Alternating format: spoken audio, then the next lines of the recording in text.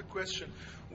Can you tell us, in the next 24 hours, will your government allow the UN observers to enter Eastern Aleppo?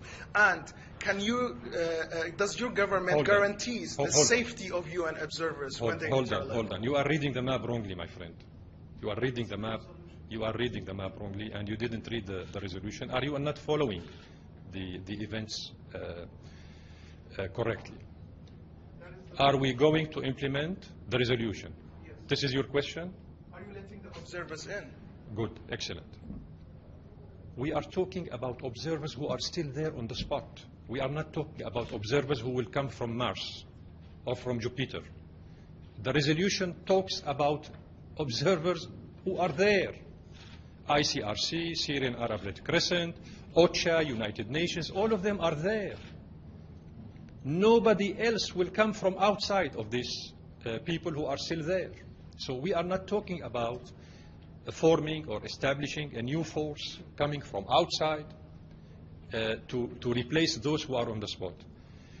The resolution speaks about the UN as well as RCRC and the Syrian Red Arab Crescent Association to supervise and monitor the implementation of the resolution.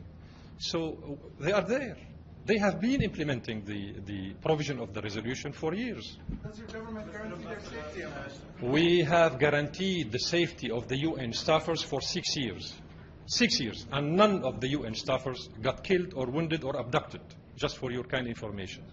And we paid costly for that, because too many of our officers, our humanitarian workers, and our officers got killed because of that. The status of civilians in Fua and Kafraya, and who, according to your government, was responsible for the burning of the buses? Which groups? The group who burnt the buses is called Saraya Al-Tawheed. Saraya Al-Tawheed, which is part of Al-Qaeda and Jaysh al-Fatah, affiliated to the Turkish intelligence.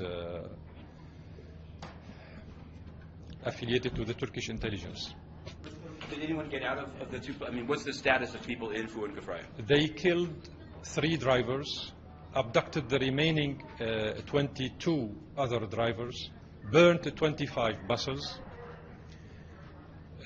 prevented, of course, the evacuation of the wounded people from Kafraya and Al-Fu'a.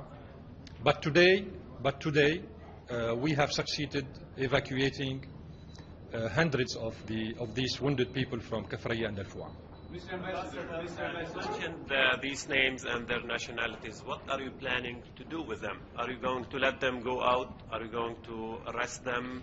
Because you have all the information, obviously, and you control the area on the ground. So what we are going to catch them, my friend, and show them to you. You mean only them, or them and other fighters? Them? No, I'm talking about the foreigners, intelligence officers, whose name I have mentioned a few minutes ago.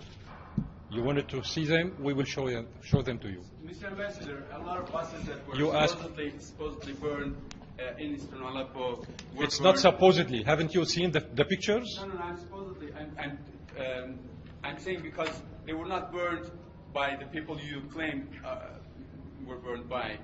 People say that they were burned by. Forget about people. Like Forget about the people. I have the film of the burning of the buses with the slogans of the leader who burned the buses, claiming Allahu Akbar and identifying himself. We have the statement who issued.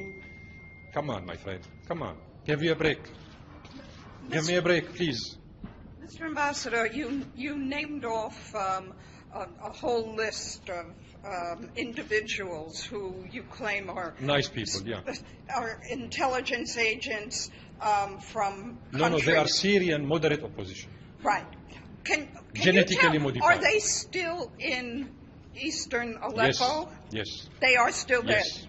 And this is why you saw this hysterical move during the weekend by France and Britain and the Americans, because they wanted to guarantee their safety out of the eastern part of Aleppo. Ambassador, how have you been able to name them as you do now? We don't have strong intelligence services. Thank you so much.